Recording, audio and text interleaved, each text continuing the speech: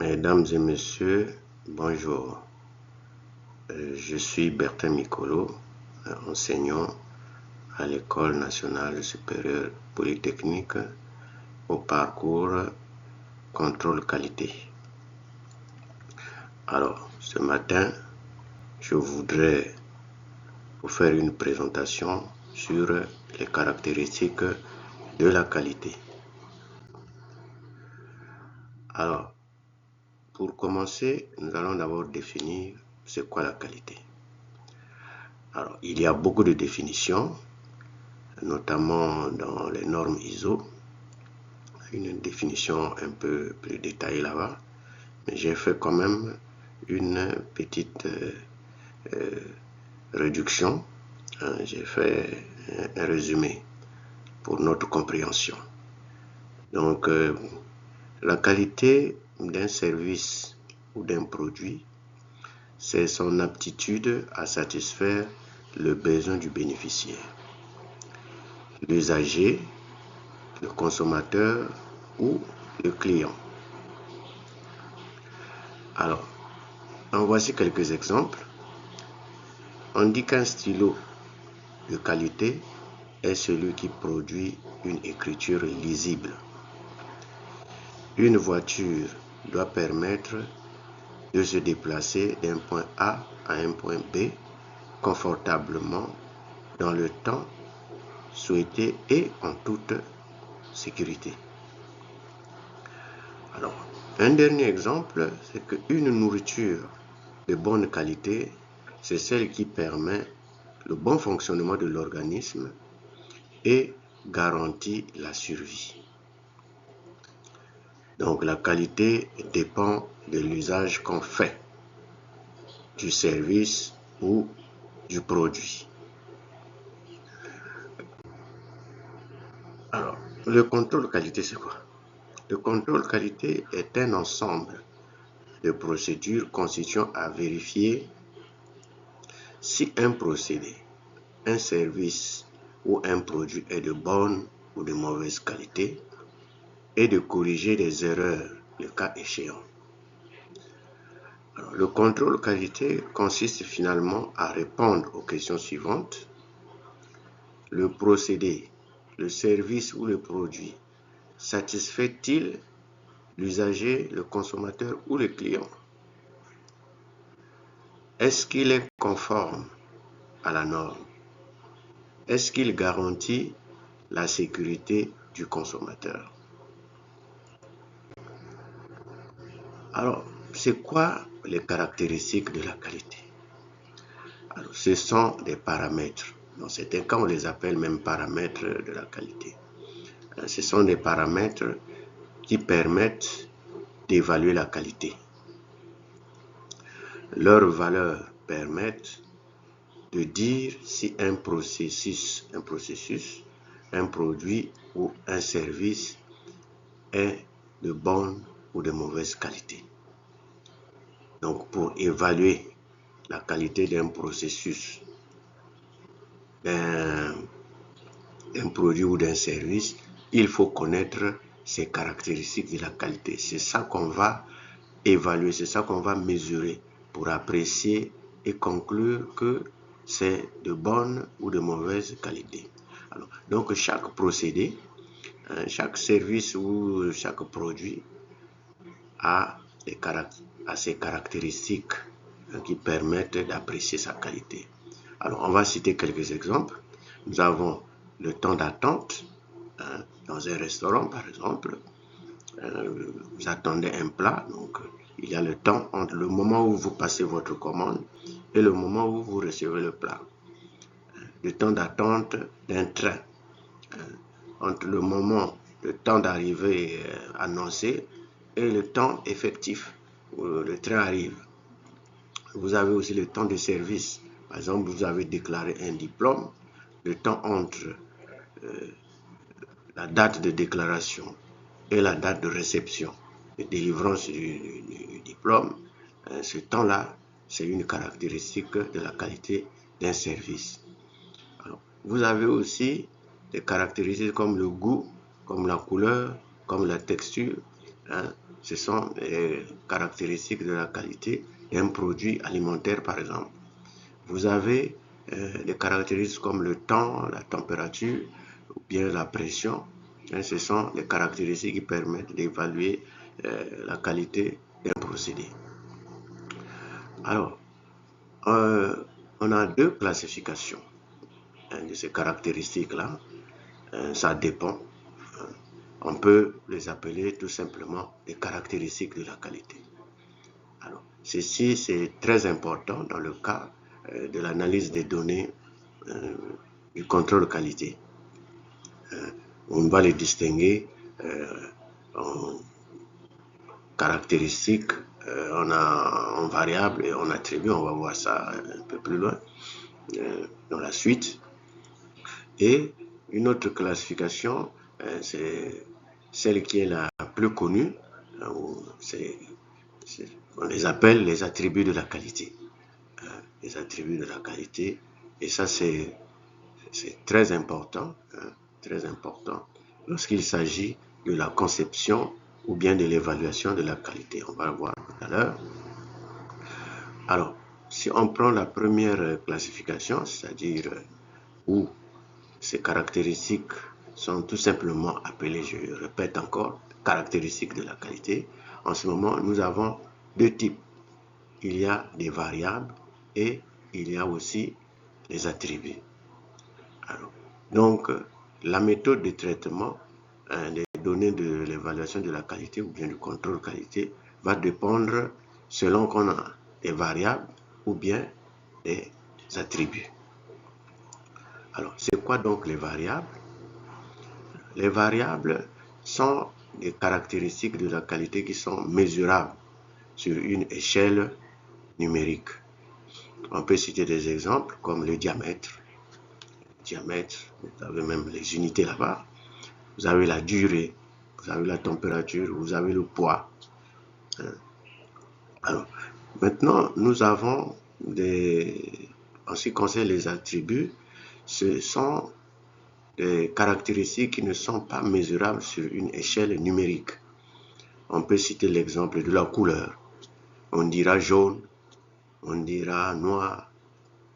On peut citer l'exemple de la préférence. On dira je préfère ceci, je déteste cela. On peut citer aussi l'exemple d'une caractéristique telle que présence-absence. Par exemple, des microbes, c'est présent ou bien c'est absent. Il n'y a pas de chiffre là-bas. On peut aussi citer le cas où c'est conforme ou c'est non conforme. S'il y a une tâche, c'est non conforme. S'il n'y a pas de tâche, c'est conforme. Si le bouchon est bien fermé, c'est conforme.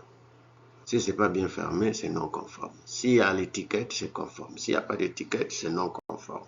Alors, donc ça, c'est ce qui concerne les attributs.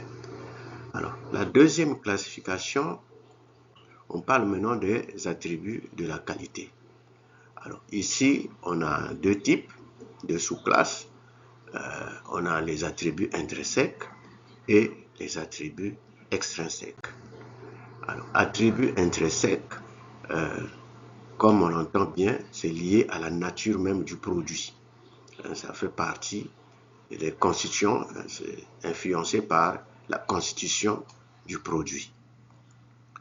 Alors, les exemples, c'est comme les caractéristiques sensorielles, telles que le goût, le toucher, l'odorat, l'odeur, la texture, la couleur, ainsi de suite. Donc, ce sont des caractéristiques qui sont évaluées par les sens.